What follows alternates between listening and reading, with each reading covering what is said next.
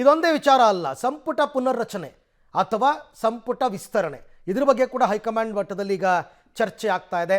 ಒಂದು ಸ್ವಲ್ಪ ಜನರನ್ನ ಕೈಬಿಟ್ಟು ಹೊಸಬರನ್ನ ತಗೊಳ್ಳೋಣ ಆ ಜಾಗಕ್ಕೆ ಅಂತಕ್ಕಂಥ ಲೆಕ್ಕಾಚಾರ.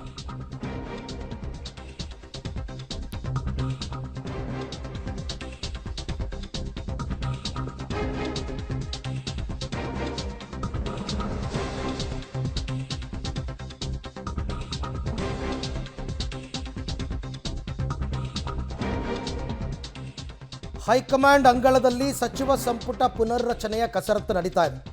ಸಂಪುಟ ಪುನರ್ರಚನೆ ವಿಚಾರದಲ್ಲೂ ಇಬ್ಬರದ್ದು ಒಂದೊಂದು ನಿರ್ಧಾರ ಇದೆ. ಸಚಿವ ಸಂಪುಟ ಸರ್ಜರಿಗೆ ಸಿಎಂಗೆ ದೊಡ್ಡ ಮಟ್ಟಿಗಿನ ಒಲವೇನಿಲ್ಲ. ಸಂಪುಟಕ್ಕೆ ಸಣ್ಣ ಮಟ್ಟಿನ ಸರ್ಜರಿ ಆಗಲಿ ಅಂತಕ್ಕಂಥ ಅಭಿಪ್ರಾಯ DCM ಹೇಳ್ತಾರೆ. ಕಳಂಕಿತರನ್ನಷ್ಟೇ ಕೈಬಿಡುವ ಪ್ರಪೋಸಲ್ಗೆ ಹೈಕಮಾಂಡ್ ಒಪ್ಪುವಂತಹ ಸಾಧ್ಯತೆ ಇದೆ.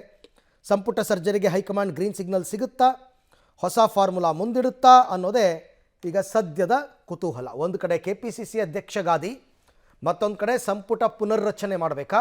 ಪುನರ್ರಚನೆ ಅಂತಂದರೆ ಕಂಪ್ಲೀಟ್ ಶಫಲ್ ಮಾಡೋದು, ಅಥವಾ ವಿಸ್ತರಣೆ ಅಂತಂದರೆ ಈಗ ಒಬ್ಬೊಬ್ಬರಿಗೆ 2-3 ಖಾತೆ ಕೊಟ್ಟಿದ್ದಾರಲ್ಲ ಅದನ್ನು ಕಿತ್ಕೊಂಡು ಇನ್ನೊಂದು ಸ್ವಲ್ಪ ಜನಕ್ಕೆ ಕೊಡೋದು, ಈ ರೀತಿ.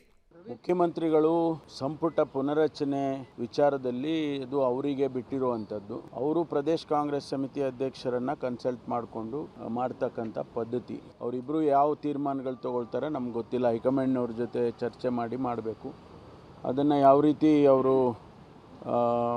ಮಾಡ್ತಾರೆ ಅಂತ ಗೊತ್ತಿಲ್ಲ ನಮಗೆ. ಸುದ್ದಿ ಇದೇ ಮಾಡ್ತಾರಂತ, ಯಾವಾಗ ಮಾಡ್ತಾರೆ ಗೊತ್ತಿಲ್ಲ. ಒಟ್ಟು ಮಾಡಬೇಕು, ಕೆಲವ್ರನ್ನ ಬದಲಾವಣೆ ಮಾಡಬೇಕು, ಖಾತೆ ಬದಲಾವಣೆ ಮಾಡಬೇಕು, ಚರ್ಚೆ ನಡೀತಾ ಇದ್ದಾರೆ. ಅದು ಯಾವಾಗ ಆಗುತ್ತೆ ಅಂತ ಗೊತ್ತಿಲ್ಲ. ಅದು ಬೇರೆ ಯಾವ್ದು ನಾವೇನು ಕೇಳಿಲ್ಲ. ಅದು ವರಿಷ್ಠರಿಗೆ ಬಿಟ್ಟಿದ್ದು ವಿಚಾರ. ಅದು ಯಾರಿಗೆ ಕೊಡ್ತಾರೆ, ಹೆಂಗೆ ಕೊಡ್ತಾರೆ ಅಂತ. ತ್ಯಾಗ ಈಜಿ ಇದೇನು, ಹೈಕಮಾಂಡ್ ಹೇಳೋ ತ್ಯಾಗ. ಅದನ್ನು ಅದು ಪಂಚಾಯತಿ ಬೇರೆ ಅವನು 6 ಜನ ತೊಗೊಂಡು ಗೋವಾಕ್ಕೆ ಹೋಗ್ತಾನೆ, ಈ ಕಡೆ ಕೇರಳಕ್ಕೆ ಹೋಗ್ತಾನೆ, ಅವ್ನು ಹಿಡಿದು ಕಷ್ಟ. ಇಲ್ಲೇ ನಾವೇ ಯಾರು ಇದೈತಿ.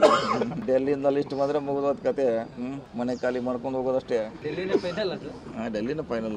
Congress is known for sacrifice. Indira Gandhi, Rajiv Gandhi, Sonia Gandhi ಅವರು ಇವರು ತ್ಯಾಗದ ಸಂಕೇತವಾಗಿದ್ದಾರೆ ಅಂತ ಉಲ್ಲೇಖ ಮಾಡಿ. ಸಚಿವರುಗಳು ಆ ಥರ ತ್ಯಾಗದ ಸಂಕೇತ ಆಗಬೇಕು ಅಂತ ಬಯಸ್ತಾ ಇದ್ದಾರೆ. ತ್ಯಾಗಕ್ಕಿಂತ ದೊಡ್ಡ ಇದು ಯಾವುದಿದೆ? ತ್ಯಾಗ ಅನ್ನೋದು ವಿಷಯ ಅಗಾಧವಾದಂಥ ವಿಷಯ ಅಲ್ವ.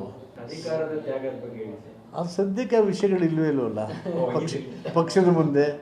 ಐ ಓನ್ಲಿ ಎಕ್ಸ್ಪ್ಲೈನ್ ದಿ ಈ ಬಗ್ಗೆ ಮತ್ತಷ್ಟು ಮಾಹಿತಿ ನನ್ನ ಕೊಲೀಗ್ ಸುಖೇಶ್ ಅವರಿಂದ ಪಡ್ಕೊಳ್ಳೋಣ. ಸುಖೇಶ್, ಈಗ KPCC ಅಧ್ಯಕ್ಷ ಗಾದಿ ಮತ್ತು ಸಂಪುಟ ಪುನರ್ರಚನೆಯ ಕಸರತ್ತಿಗೆ ಸಂಬಂಧಪಟ್ಟಂತೆ ಯಾವ ಅಂತಿಮ ನಿರ್ಧಾರಕ್ಕೆ ಬರೋ ಸಾಧ್ಯತೆ ಇದೆ? ಯಾರ್ಯಾರು ಏನೇನು ದಾಳವನ್ನು ಉರುಳಿಸ್ತಾ ಇದ್ದಾರೆ ಈ ವಿಚಾರದಲ್ಲಿ? ಅರವಿಂದ್, ಒಂದು ಸ್ಪಷ್ಟ, KPCC ಅಧ್ಯಕ್ಷ ಸ್ಥಾನವನ್ನು ಸಚಿವ ಸಂಪುಟ ಪುನರ್ರಚನೆಯ ಸಂದರ್ಭದಲ್ಲೇ ಕೂಡ ಬದಲಾವಣೆ ಮಾಡುವುದು ಅನ್ನುವಂಥ ಹಿಂದೆ ಮಾತುಕತೆ ಆಗಿತ್ತು ಅನ್ನುವಂಥದ್ದು AICC ಮಟ್ಟದಲ್ಲಿ. ಹಾಗಾಗಿ ಅದು ಹಾಗೆ ಯಥಾವತ್ತಾಗಿ ಮುಂದುವರ್ಕೊಂಡು ಬಂದಿತ್ತು. ಕಾಂಗ್ರೆಸ್ ಪಕ್ಷ ಅಧಿಕಾರಕ್ಕೆ ಬಂದು 1.5 ವರ್ಷ ಕಳೆದರೂ ಕೂಡ DK ಶಿವಕುಮಾರ್ ಅವರೇ KPCC ಅಧ್ಯಕ್ಷರಾಗಿ ಮುಂದುವರೆದಿದ್ರು. ಆ ಬದಲಾವಣೆಯೂ ಸೇರಿದಂತೆ ಸಚಿವ ಸಂಪುಟ ಪುನರ್ರಚನೆ ವಿಚಾರ ಈಗ ದೆಹಲಿ ಅಂಗಳದಲ್ಲಿ ಚರ್ಚೆ ಆಗುತ್ತೆ. ಇವತ್ತು ಸಂಜೆ ಮುಖ್ಯಮಂತ್ರಿಗಳು ದೆಹಲಿಗೆ ತೆರಳ್ತಾರೆ. ನಾಳೆ ಹೈಕಮಾಂಡ್ ನಾಯಕರ ಜೊತೆ CM ಹಾಗೂ DCM ಇಬ್ಬರು ಕೂಡ ಕೂತು ಮಾತುಕತೆ ನಡೆಸ್ತಾ ಇದ್ದಾರೆ. ಪ್ರಮುಖ ಅಜೆಂಡಾ ಇರುವಂಥದ್ದು ಕ್ಯಾಬಿನೆಟ್ ರಿಷಫಲ್ ಮಾಡಬೇಕಾ ಅಥವಾ ಕೆಲವರನ್ನ ಕೈಬಿಟ್ಟು ಖಾತೆಗಳನ್ನ ಬದಲಿಸುವ ಕೆಲಸವನ್ನು ಮಾಡಬೇಕಾ ಅನ್ನುವಂಥ ವಿಚಾರದಲ್ಲಿ ಅದು ಒಂದಷ್ಟು ಚರ್ಚೆ ನಡೆಯುತ್ತೆ. ಅದು ಏನೇ ಆದರೂ ಕೂಡ ಜನವರಿಯಲ್ಲಿ ನಡೆಯಬಹುದಾದಂತಹ ಬೆಳವಣಿಗೆ ಕೂಡ. ಆದರೆ ಹಿಂದೆಯೂ ಕೂಡ ಈ ಬೆಳವಣಿಗೆಯಲ್ಲಿ ಒಟ್ಟಿಗೆ KPCC ಅಧ್ಯಕ್ಷ ಬದಲಾವಣೆ ಮಾಡೋಣ ಅಂತ ಹೇಳಿದಾಗ ಮತ್ತು ಈಗಾಗಲೇ KPCC ಅಧ್ಯಕ್ಷ DK ಶಿವಕುಮಾರ್ ಅವರು ತಾವು ರಾಜೀನಾಮೆ ಕೊಡೋಕ್ಕೆ ಸಿದ್ಧನಿದೆ ಅನ್ನುವಂಥ ಸೂಚನೆಯನ್ನು ಕೂಡ ಹೈಕಮಾಂಡ್ಗೆ ತಲುಪಿಸಿರೋದ್ರಿಂದ ಸಹಜವಾಗಿ ಈ ಬಗ್ಗೆ ಸಾಕಷ್ಟು ಚರ್ಚೆ. ಅದರಲ್ಲೂ ವಿಶೇಷವಾಗಿ ಇಬ್ಬರು ನಾಯಕರು CM ಮತ್ತು DCM ಇಬ್ಬರು ಕೂಡ ತಮ್ಮ ಆತ್ಮೀಯರೊಬ್ಬರನ್ನು KPCC ಗದ್ದಿಗೆಯ ಮೇಲೆ ಕೂರಿಸಿಕೊಂಡ್ರೆ ಅದು ಮುಂದಿನ ದಿನಗಳಲ್ಲೂ ಕೂಡ ಅನುಕೂಲಕರವಾಗಿರುತ್ತೆ ಅನ್ನುವಂಥ ಲೆಕ್ಕಾಚಾರದಲ್ಲಿ ಇದ್ದಾರೆ ಅನ್ನುವಂಥದ್ದು. ಖುದ್ದಾಗಿ DK ಶಿವಕುಮಾರ್ ಅವರೇ ಅಂದರೆ ತಮ್ಮ ತುಂಬ ಆತ್ಮೀಯರು ಯಾರನ್ನಾರು ಕೂಡ KPCC ಅಧ್ಯಕ್ಷ ಪಟ್ಟದಲ್ಲಿ ಕೂರಿಸಬೇಕನ್ನೋ ಆಸಕ್ತಿಯನ್ನು ಹೊಂದಿದ್ದಾರೆ ಅನ್ನುವಂಥದ್ದು. CM ಕೂಡ ಮುಂದಿನ ದಿನಗಳಲ್ಲಿ ತಮ್ಮ ಹಿಡಿತವು ಕೂಡ ಇರೋ ಕಾರಣಕ್ಕಾಗಿ ಇದ್ದರೆ ಒಳ್ಳೆಯದು ಅನ್ನುವಂಥ ಲೆಕ್ಕಾಚಾರದಲ್ಲಿ ಇದ್ದಾರೆ ಅನ್ನೋದು. ಹಾಗಾಗಿ ಒಂದು ಕಡೆ KPCC ಅಧ್ಯಕ್ಷ ಪಟ್ಟ ಯಾರಿಗೆ ಸಿಗುತ್ತೆ, ಯಾರ ಕಡೆ ಆಗುತ್ತೆ ಅನ್ನುವಂಥ ಲೆಕ್ಕಾಚಾರ. ಇನ್ನು ಸಚಿವ ಸಂಪುಟ ಪುನರ್ರಚನೆ ಎಷ್ಟು ಪ್ರಮಾಣದಲ್ಲಿ ಮಾಡಬೇಕು ಅನ್ನುವಂಥ ವಿಚಾರದಲ್ಲಿ ಒಂದು ಕ್ಲಾರಿಟಿನ ತೆಗೆದುಕೊಳ್ಳುವಂಥ ಸಾಧ್ಯತೆ ಇದೆ. ಅದು ಜನವರಿಯಲ್ಲಿ ಮುಗಿಸುವಂಥ ಸಾಧ್ಯತೆ ಕೂಡ ಇರೋದ್ರಿಂದ ಅಲ್ಲೂ ಕೂಡ ಬಲಾಬಲ ಏನಾದ್ರು ಪ್ರಯೋಗ ಆಗುತ್ತಾ, ಅದಕ್ಕೂ ಕೂಡ ಪ್ರಯತ್ನ ನಡೆಯುತ್ತಾ ಅನ್ನುವಂಥ ಕುತೂಹಲ ಅಂತೂ ಇದ್ದೇ ಇದೆ. Aravind, right, thank you Sukhesh ತಮ್ಮ ಎಲ್ಲ ಮಾಹಿತಿಗೆ ಧನ್ಯವಾದ. ಏನಾಗುತ್ತೆ ನೋಡೋಣ. ಸಂಪುಟ ಪುನರ್ರಚನೆಗೆ ಕೈ ಹಾಕೋದು ನನ್ನ ಪ್ರಕಾರ ಡೌಟು. ಪುನರ್ರಚನೆ ಅಂದರೆ ಕಂಪ್ಲೀಟ್ ಎಲ್ಲರನ್ನೂ ಬದಲಾಯಿಸಬೇಕು.